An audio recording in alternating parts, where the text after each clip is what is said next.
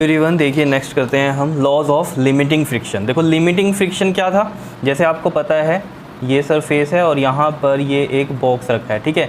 आप फोर्स इधर अप्लाई कर रहे हो, ठीक है। इसके अपोजिट में क्या लगता है, मतलब इसके अपोजिट में मोशन के, ठीक है, रिलेटिव मोशन इस साइड हो रहा है तो इस साइड क्या लगेगा, आपका फ्रिक्शनल फोर्स लगती है। क्लियर है इतनी बात। याद रखना फोर्स आप कैसे भी लगा सकते हो। देखो जैसे मान लो ये मैंने आपको पहले भी बताया था कि जिस तरीके से फोर्स ऐसे लगा दिया आपने, ठीक है, लेकिन मोशन तो इस डायरेक्शन में हो रहा है तो उसके अपोजिट में क्या होता है, फ्रिक्शन फोर्स होती है, ठीक है। अब मेन बात क्या थी इसमें, लिमिटिंग फ्रिक्शन क्या होता था, वो मैक्सिमम वैल्यू फ्रिक्शन की, कौन सी फ्रिक्शन की, स्टैटिक फ्रिक्शन की, क्योंकि आप फोर्स अप्लाई कर रहे हो, ऑब्जेक्ट इधर मूव नहीं हो रहा है लेकिन तब भी इस पर एक फ्रिक्शन फोर्स लगती है जिसको हम बोलते हैं स्टैटिक फ्रिक्शन, ठीक है, अपोजिट में जो लगती है, ठीक।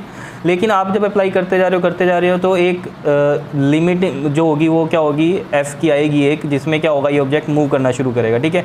तो उस टाइम पे हम क्या कहेंगे, जस्ट बिगिन टू मूव हुआ है जब ऑब्जेक्ट, तब वो जो फ्रिक्शन फोर्स लगी है वो क्या है, मैक्सिमम स्टैटिक फ्रिक्शन फोर्स है।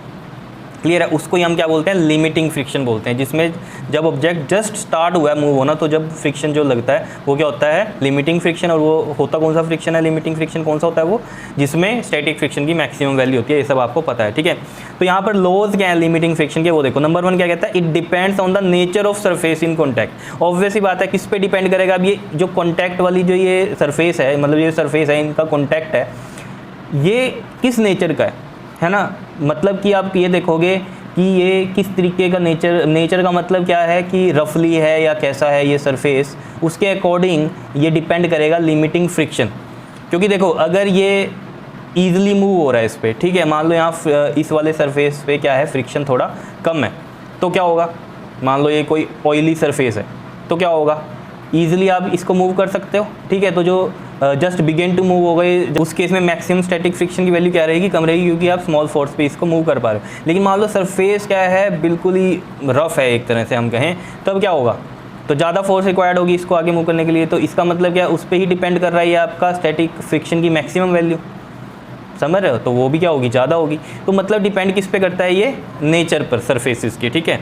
दूसरा क्या कहता है, it acts tangentially to the surface in contact. Obvious ही बात है, देखो ये जो फ्रिक्शन है किस तरीके से एक्ट कर रहा है, टेंजेंट। टेंजेंट क्या होता है, इस तरीके से, जैसे एक सर्कल होता था तो हम कहते थे टेंजेंट कैसे है, ये टेंजेंट्स हैं, ठीक है। तो यहाँ पर ये क्या है, टेंजेंट टू द सरफेस, तो सरफेस ये है तो इस पर टेंजेंट ऐसे ही डलेगा, ठीक है। तो it acts tangentially to the two surfaces in contact. देखो दो सरफेसेस इन कॉन्टैक्ट हैं ये वाले, और इसके टेंजेंशियली आ रहा है ये आपके पास, ठीक है। और किस डायरेक्शन में, opposite to the direction of the motion of the body. Motion इस साइड हो रहा है तो उसके अपोजिट में, और टेंजेंशियली आ रहा है, ठीक है। And the value of the limiting friction is independent of the area of surface in contact. देखो ये बड़ा इंपॉर्टेंट पॉइंट है। देखो area of surface in contact का मतलब क्या है, जैसे मान लो ये आपके पास एक पार्ट हो गया, ठीक है, जिसपे आपको स्लाइड कराना ऑब्जेक्ट, ठीक। यहाँ पर ये है इस तरीके का, और यहाँ पर ये क्या दिखाया हमने, छोटा, ठीक है, और ये बड़ा। लेकिन इनका मास क्या सेम है, मास सेम है, ठीक है, लेकिन यहाँ पर एरिया इसका ज़्यादा हो रहा है, इसका एरिया कम हो रहा है। तो ये जो है ना लिमिटिंग फ्रिक्शन जो है, ये डिपेंड नहीं करता एरिया पे, समझ रहे हो, क्योंकि ये डिपेंड करता है इसके मास पे कितना है, क्योंकि एक्चुअली में डिपेंड करता है किस पे है आपका, जैसे इस पे ये वेट लगेगा mg, और इसकी एक अपोजिट रिएक्शन फोर्स लगेगी इस तरफ, नॉर्मल रिएक्शन जो हम बोलते हैं, तो ये इस पे डिपेंड करता है। तो ऑब्वियस ही बात है, आपने देखा होगा जब कोई भारी ऑब्जेक्ट है तो उसे मूव कराना मुश्किल है, ठीक है ना, क्योंकि वहाँ फ्रिक्शन ज़्यादा लग रहा है, समझ रहे हो। और अगर एक हल्का ऑब्जेक्ट है उसे मूव करना ईजी है, क्योंकि वहाँ फ्रिक्शन कम है। तो डिपेंड करता है वो किस पे, इसके वेट पे, समझ रहे हो, ना कि एरिया पे। अब जैसे मैंने आपको बताया एरिया यहाँ बड़ा है, एक में एरिया छोटा है, ठीक है, लेकिन मास सेम है, तो फ्रिक्शन फोर्स उतनी लगेगी, समझ रहे हो इतनी बात, यानी कि लिमिटिंग फ्रिक्शन उतना ही होगा। क्लियर है। तो ये चीज़ भी समझ में आ गई, एरिया पे ये डिपेंड नहीं करता, इंडिपेंडेंट ऑफ एरिया है, ठीक है, limiting friction. And it is directly proportional to the normal reaction R. ये मैंने अभी बताया आपको, वेट डाउनवर्ड लगेगा, उसका नॉर्मल रिएक्शन अपवर्ड लगेगा, तो ऑब्वियस सी बात है। तो ये एक तरह से किसके डायरेक्टली प्रोपोर्शनल है, नॉर्मल रिएक्शन आर के। तो मैं इसको ऐसे लिख सकता हूँ कि जो एफ एस मैक्स है, यानी कि जो लिमिटिंग फ्रिक्शन है, वो डायरेक्टली प्रोपोर्शनल है किसके, नॉर्मल रिएक्शन आर के। और अगर हम इसका डायरेक्टली प्रोपोर्शनल का साइन हटाएं, देखो मैक्स ये मैं ऊपर लिख रहा हूँ, यहाँ नीचे भी लिख सकते हो जैसे मैंने पहले किया, ठीक है। इक्वल टू करेंगे तो एक कांस्टेंट ऑफ प्रोपोर्शनैलिटी लगेगा, जिसको हम क्या बोलते हैं, कोफिशिएंट ऑफ स्टैटिक फ्रिक्शन। तो वो क्या आ जाएगा आपके पास, mu S, coefficient of static friction. तो मैं यहाँ लिख देता हूँ, mu S is the coefficient of static friction. ये भी डिपेंड किस पे करता है, नेचर पर, ठीक है ना, जो सरफेसेस इन कॉन्टैक्ट है उनकी नेचर पे डिपेंड करता है, ठीक है। दोनों जो सरफेस हैं उनका क्या नेचर है उस पर ये म्यू एस डिपेंड करता है, ठीक है। क्लियर है, इतनी बात बताओ, कोई परेशानी। अब यहाँ से अगर हमें म्यू एस की वैल्यू निकालनी हो तो देखो म्यू एस अगर यहाँ हम रखें म्यू एस तो ये आ जाएगा देखो एफ एस मैक्स अपॉन में आर ऐसे आएगा। तो मैं इसको ऐसे भी तो लिख सकता हूँ mu S is equal to में एफ एस मैक्स अपॉन में आर, तो ये आ गया। तो ये वैल्यू क्या आई है हमारे पास, एक तरह से कोफिशिएंट ऑफ स्टैटिक फ्रिक्शन अगर हमें निकालना है तो ऊपर क्या आ रहा है हमारे पास लिमिटिंग फ्रिक्शन आ रहा है और नीचे क्या आ रहा है हमारे पास नॉर्मल रिएक्शन। तो इस तरीके से है, अगर हमें न्यूमेरिकल में गिवन है तो हम इस तरीके से ये फाइंड आउट कर सकते हैं। क्लियर है इतनी बात या नहीं बताओ, ठीक है। उसके बाद बात करते हैं हम टाइप्स ऑफ काइनेटिक फ्रिक्शन। देखो काइनेटिक फ्रिक्शन जब मैंने आपको बताया था तब मैंने आपको वहाँ बताया था 2 टाइप का होता है, ये भी स्लाइडिंग फ्रिक्शन और एक रोलिंग फ्रिक्शन। देखो स्लाइडिंग फ्रिक्शन तो यही है जो हम बात कर रहे थे, ये वाला, ठीक है, स्लाइड हो रहा है कोई भी ऑब्जेक्ट, ठीक है। रोलिंग क्या होता है, जैसे गाड़ियाँ चल रही हैं तो क्या हो रहा है उसका व्हील मूव करता है ना, रोल करता है, that is a rolling friction, ठीक है। तो स्लाइडिंग फ्रिक्शन हमें समझ में आ गया, this is the friction between the 2 surfaces when one body slide over the surface of another. जैसे हम यहाँ पर कह रहे थे ये ऑब्जेक्ट इधर जा रहा है तो ये स्लाइड कर रहा है एक्चुअल में, ठीक। रोलिंग फ्रिक्शन क्या हो गया कि कोई पहिया जब मूव करता है, ठीक है ना, तो that is a rolling friction, ठीक है। The force of the friction which arises when one body rolls over the surface of other, ये क्या हो रहा है रोल आउट हो रहा है, तो क्या हो रहा है ये रोलिंग फ्रिक्शन है, ठीक है। और एक चीज़ याद रखना है इसमें, रोलिंग फ्रिक्शन जो होता है लेस होता है स्लाइडिंग फ्रिक्शन, तो ये चीज़ नोट में लिखी हुई है कि रोलिंग फ्रिक्शन लेस है स्लाइडिंग फ्रिक्शन से। और मैंने ये पहले आपको बताया था कि जो काइनेटिक फ्रिक्शन होता है वो लेस होता है लिमिटिंग फ्रिक्शन से, ये बात की थी हमने, ठीक है। अगर नहीं याद है तो मैं देखो आपको बताता हूँ यहाँ पर बैक में। देखो यहाँ पर ये जब मैंने आपको बात बताई थी कि एफ एस मैक्स आया उसके बाद क्या हो जाता है फ्रिक्शन कम हो जाता है, एक्सपेरिमेंटली देखा गया है। तो ये फ्रिक्शन कम हुआ तो ये काइनेटिक फ्रिक्शन आगे ये मूव करता जा रहा है, ठीक है। तो ये काइनेटिक फ्रिक्शन अब क्या हो गया कांस्टेंट हो गया। देखो यहाँ पर ये वैल्यू फिक्स हो गया, मान लो यहाँ 30 है तो अब ये 30 पे ही रहेगा, जबकि स्टैटिक फ्रिक्शन क्या हो रहा था इंक्रीज़ करता जा रहा था, जैसे जैसे अप्लाइड फोर्स बढ़ाओगे ये इंक्रीज़ करता जाएगा, ठीक है। लेकिन काइनेटिक फ्रिक्शन नहीं बढ़ता, चाहे आप फोर्स बढ़ा भी रहे हो, उससे क्या हो जाएगा स्पीड बढ़ जाएगी, एक्सेलरेशन बढ़ जाएगा, ठीक है। लेकिन ये काइनेटिक फ्रिक्शन तो उतना ही रहने वाला है, समझ रहे हो। तो स्मॉल फोर्स पे भी आप इसको यूनिफॉर्मली मूव कर सकते हो ऑब्जेक्ट को जब काइनेटिक फ्रिक्शन आ जाता है। क्लियर है, समझ में आई बात। चलें आगे। यहाँ पर अब हम बात करते हैं जब लॉज ऑफ काइनेटिक फ्रिक्शन की, तो ये तो समझ में आ गया वहाँ पर कि वैल्यू जो है काइनेटिक फ्रिक्शन की वो कम है किससे, लिमिटिंग फ्रिक्शन से, ठीक है। तो लॉज ऑफ काइनेटिक फ्रिक्शन में क्या है हमारे पास, it opposite the relative motion. Obvious सी बात है यहाँ पर अगर हम बनाएं, ठीक है, ये ऑब्जेक्ट अप्लाइड फोर्स इधर लग रही है, मोशन इस साइड हो रहा है, ठीक है। तो उसके अपोजिट में, मोशन के अपोजिट में क्या लगती है आपकी फ्रिक्शन फोर्स लगती है, जो कि है हमारा अब काइनेटिक फ्रिक्शन, क्योंकि ऑब्जेक्ट अब मूव कर रहा है, ठीक है। तो ये अपोज करता है रिलेटिव मोशन को, ऑब्वियस सी बात है, ठीक है। And has a constant value, constant value अभी मैंने आपको बताई कांस्टेंट रहती है, ठीक है। और कम रहती है ये किससे, लिमिटिंग फ्रिक्शन से, ये बात याद रखना। और बार बार कह रहा हूँ अप्लाइड फोर्स के अपोजिट नहीं होता फ्रिक्शन कभी भी, किसके अपोजिट होता है, मोशन के। तो मोशन इस साइड हो रहा है तो उसके अपोजिट क्या होगा, फ्रिक्शन होगा।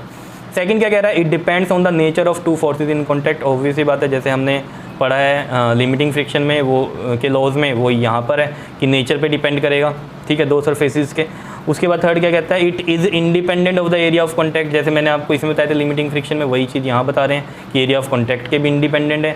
फोर्थ क्या कहता है, it is directly proportional to the normal reaction. जैसे यहाँ बताया था लिमिटिंग फ्रिक्शन में डायरेक्टली प्रोपोर्शनल है ये नॉर्मल रिएक्शन के यहाँ भी, ठीक है। ऑब्वियसली बात है, भारी अगर चीज़ होगी, नॉर्मल रिएक्शन कैसे, देखो यहाँ ये डाउनवर्ड लग रहा है वेट mg और इसके अपोजिट में क्या लगता है, एक नॉर्मल रिएक्शन फोर्स लगती है, ठीक है। क्लियर है इतनी बात। तो ये इस पर डिपेंड करता है, क्यों, क्योंकि जितना वेट, मान लो वेट ज़्यादा है तो उसे मूव करना मुश्किल है क्योंकि वहाँ फ्रिक्शन ज़्यादा हो गया, ठीक है। कम है तो कम फ्रिक्शन होगा, इजी होगा मूव करना। तो मतलब क्या है, वेट ज़्यादा तो फ्रिक्शन ज़्यादा, तो मेरा डायरेक्टली प्रोपोर्शनल नहीं हो रहा है। और ये वेट ही किसके है, अब इक्वल होता है नॉर्मल रिएक्शन के यहाँ पर, ठीक है। तो मैं यहाँ पर लिख सकता हूँ काइनेटिक फ्रिक्शन के लिए कि एफ के जो है डायरेक्टली प्रोपोर्शनल है नॉर्मल रिएक्शन के, और यहाँ एफ के लिए क्या आ जाएगा, इक्वल टू में म्यू के आ जाएगा, जो कि यहाँ पर क्या है आपका कांस्टेंट ऑफ प्रोपोर्शनैलिटी, और इसे क्या बोलते हैं हम, कोफिशिएंट ऑफ काइनेटिक फ्रिक्शन। तो मैं यहाँ लिख देता हूँ म्यू के क्या है, इज़ द कोफिशिएंट, क्योंकि आपको पता है डायरेक्ट प्रोपोर्शनल का साइन हटाते हैं तो कुछ कांस्टेंट लगता है, ठीक है। Coefficient of kinetic friction, clear है। तो म्यू के क्या है हमारे पास यहाँ पर, is the coefficient of the kinetic friction, ठीक है। तो यहाँ से भी अगर हम म्यू के की वैल्यू निकाल लेंगे तो आपको पता ही है एफ के अपॉन में आर आएगा, ठीक है। तो ये क्या हो गया, मतलब कि काइनेटिक फ्रिक्शन अपॉन में क्या आ जाएगा यहाँ पर, ये आपके पास नॉर्मल रिएक्शन। क्या इतनी बात क्लियर है या नहीं है बताओ। ये आ गया म्यू के की वैल्यू यहाँ से, ठीक है। पता ना म्यू के इधर ही रहेंगे, रखेंगे अगर, तो ये एफ के इधर है और आर नीचे आ जाएगा, इस तरीके से आया ये। तो मैंने बस इसको यहाँ रख दिया, इनको यहाँ रख दिया, इस तरीके से किया है, ठीक है। और मेन बात इसमें जो कहानी है, देखो आप सभी को पता है कि वी नो कि जो काइनेटिक फ्रिक्शन है वो लेस होता है हमेशा लिमिटिंग फ्रिक्शन। लिमिटिंग फ्रिक्शन क्या होता है, जो हमारा स्टैटिक फ्रिक्शन होता है उसकी मैक्सिमम वैल्यू हम लिमिटिंग फ्रिक्शन बोलते हैं, ठीक है। तो एफ के की वैल्यू जो थी यहाँ पर देखो क्या थी हमारे पास, म्यू के आर थी, और एफ एस मैक्स में अगर आप यहाँ पर देखोगे तो वैल्यू क्या थी, म्यू एस आर। तो ये देखो आर से आर तो कैंसिल हो जाएगा, तो यहाँ से हम देखेंगे कि म्यू के जो है हमारा वो लेस ही रहेगा म्यू एस से, यानी कि कोफिशिएंट ऑफ स्टैटिक फ्रिक्शन से लेस है कोफिशिएंट ऑफ काइनेटिक फ्रिक्शन। क्या इतनी बात क्लियर है, ये भी ध्यान रहेगा या नहीं रहेगा बताओ, क्लियर है। तो लॉज ऑफ ये काइनेटिक फ्रिक्शन थे, ठीक है। अब बात करते हैं हम ओरिजिन ऑफ स्लाइडिंग फ्रिक्शन। देखो ओरिजिन क्या है, कोज क्या है स्लाइडिंग फ्रिक्शन का, देखो एक था ओल्ड व्यू और एक था मॉडर्न व्यू, ठीक है। तो जो ओल्ड व्यू था वो क्या था कि जैसे ये एक सरफेस है, ठीक है, इसके ऊपर ये एक ऑब्जेक्ट रखा है, ठीक है। अब यहाँ पर तो ये हमें ऐसे लगता है कि कुछ भी इरेगुलरिटीज़ नहीं है, लेकिन अगर आप माइक्रोस्कोप से देखेंगे ना तो क्या होगा, यहाँ आपको गड्ढे से नज़र आएंगे, ऊपर वाले में भी नीचे वाले में भी, जैसे यहाँ पर मैंने दिखाया मैं, नीचे वाले पार्ट का ये हो गया और ऊपर वाले पार्ट का ये हो गया। तो जो ओल्ड व्यू था वो ये क्या कहता था कि जो यहाँ फ्रिक्शन आता था वो रफनेस ऑफ द सरफेस की वजह से आता था। रफनेस में क्या कि जैसे ये इसके ये डिप्रेशंस हैं और इसके ये प्रोजेक्शंस हैं, ये क्या हो जाते थे, इंटरलॉक्ड हो जाते थे, ठीक है ना। तो जैसे इसको इधर फोर्स लगाई तो उसकी ये इसमें इंटरलॉक्ड है तो इसके अपोजिट में एक फ्रिक्शन लगता है, ये चीज़ थी, ठीक है। लेकिन इसकी लिमिटेशन क्या आ गई थी, इसने ओल्ड जो व्यू था उसने क्या कहा था, ये एरिया पे डिपेंड करता है। एरिया पे कैसे डिपेंड करता है, उसने कहा कि अगर एरिया बढ़ जाएगा, ठीक है, तो ये क्या होंगे, कॉन्टैक्ट्स भी क्या हो जाएंगे, ये बढ़ जाएंगे और उसकी वजह से क्या होगा, फ्रिक्शन बढ़ जाएगा। जबकि रियलिटी में एक्सपेरिमेंट में क्या देखा गया कि ये एरिया के तो इंडिपेंडेंट होता है। चलो जी, ये यहाँ पर आ गई कहानी, ठीक। दूसरा उसने क्या बताया था, ये सरफेस जो है एक्स्ट्रा स्मूथ हो जाएंगे, बहुत ही स्मूथ कर दिए जाएँ अगर, तो क्या होगा, उसने कहा कि फ्रिक्शन आएगा ही नहीं, जो ओल्ड व्यू था, ठीक है ना, तो फ्रिक्शन रहेगा ही नहीं, वैनिश हो जाएगा। तो ये चीज़ भी देखी गई एक्सपेरिमेंटली कि जब स्मूथ सरफेस है उस पर फ्रिक्शन और ज़्यादा हो रहा है। जैसे कि देखो ये एक पेज है, ठीक है, इस पेज पे आप ऐसे स्लाइड करो फिंगर को, थोड़ा हो रहा है, ठीक है। अब और स्मूथ सरफेस ले लो, और स्मूथ सरफेस कैसे, जैसे मान लो ये हमारे पास फ़ोन है, ठीक है। अब यहाँ पर हम ये ग्लास तो आपको पता है बहुत ज़्यादा स्मूथ होता है, अब यहाँ पर आप स्लाइड करने की कोशिश करना, देखो स्लाइड होगा नहीं, यहाँ फ्रिक्शन ज़्यादा रहेगा, देख लेना ये चीज़ करके, ठीक है। तो ये चीज़ समझ में आई कि भाई स्मूथ सरफेस है तो उसने तो बोल दिया था ओल्ड व्यू के अकॉर्डिंग तो वैनिश ही हो जाएगा फ्रिक्शन, लेकिन जब एक्सपेरिमेंटली देखा गया तो ये तो और ज़्यादा बढ़ रहा है। तो ये इसकी लिमिटेशन आ गई थी ओल्ड व्यू की। फिर आया मॉडर्न व्यू। मॉडर्न व्यू का क्या था कहना, देखो ओल्ड व्यू तो समझ में आएगा ना, according to old view roughness of the surface is the cause of friction, और इसकी लिमिटेशन क्या आई थी, एक तो एरिया और एक उसने जो स्मूथ सरफेस वाली कहानी कही थी, ठीक है। ये सब एक्सपेरिमेंटली रॉन्ग हो गई थी उसकी, क्लियर है इतनी बात, ठीक है। तो फिर जब मॉडर्न व्यू आया, मॉडर्न व्यू में क्या बताया कि जैसे मान लो ये एक पार्ट है सरफेस का और ये वाले का सरफेस का दूसरा पार्ट है, तो वो कहता है क्या कि जो इसमें कॉन्टैक्ट होता है ना, ये वाले जो कॉन्टैक्ट होते हैं ये वेरी स्मॉल है, यहाँ पर ये जो कॉन्टैक्ट्स हैं, ठीक है। और ये अगर हम देखें इन एरियाज़ को तो ये क्या है, एक तरह से ये प्रेशर क्रिएट कर रहे हैं। ये वाला पॉइंट इस पे, ये वाला पॉइंट इस पे क्या कर रहा है, प्रेशर क्रिएट कर रहा है। प्रेशर का जो फॉर्मूला होता है वो क्या होता है, फोर्स अपॉन में एरिया।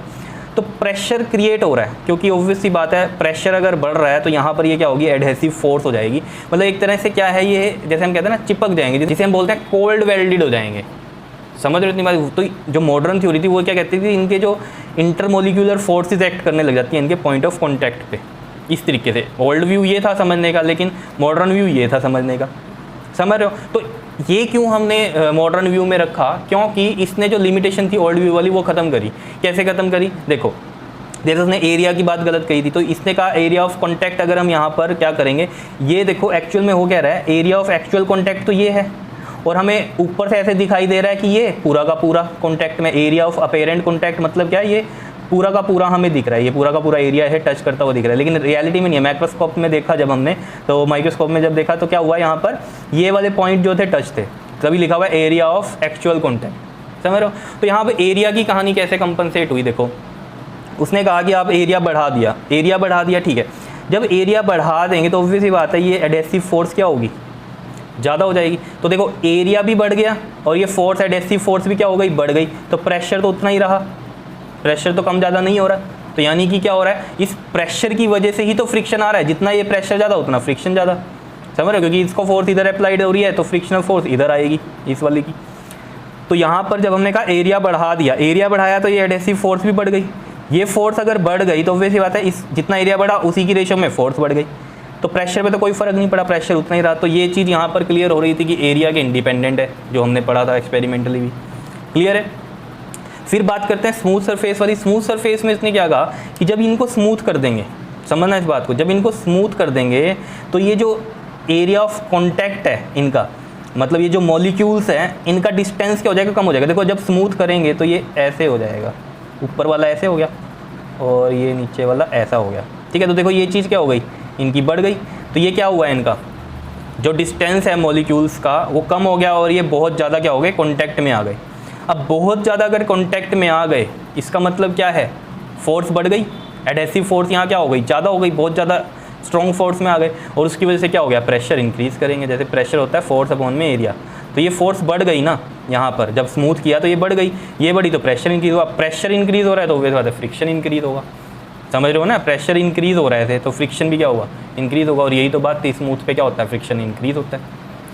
तो ये था जो ओरिजिन ऑफ स्लाइडिंग फ्रिक्शन। तो ये एक टॉपिक था आपके सिलेबस में, तो मैंने यहाँ पर आपको समझा दिया। इसकी लिमिटेशन जो थी वो ओवरकम यहाँ कैसे हुई, तो ये देख लो। अकॉर्डिंग टू मॉडर्न व्यू में क्या कहता था, of friction is that it arises on account of the strong atomic और मॉलिक्यूलर फोर्सेज ऑफ अट्रैक्शन। यहाँ पर एडहेसिव फोर्स होती है जिसको हम बोलते हैं ये एटॉमिक और molecular force of attraction between the two surfaces the point of actual contact, ठीक है। तो at the point of actual contact पे यहाँ क्या हो रहा है, ये एटॉमिक और मॉलिक्यूलर फोर्स ऑफ अट्रैक्शन थी। क्लियर है, इतनी बात समझ रहे हो। तो ये थे आपके पास टॉपिक, क्लियर कर लोगे इनको, बताओ। लॉज समझ में आ गए लिमिटिंग फ्रिक्शन के और लॉज ऑफ काइनेटिक फ्रिक्शन के, ठीक है, क्लियर। अभी जब न्यूमेरिकल और क्वेश्चंस होंगे ना तब और ज़्यादा क्लियर हो जाएंगी आपको कहानियाँ, ठीक है। अभी बस पढ़ते चले जाओ, नोट्स बनाते चले जाओ, क्लियर। Okay, thank you.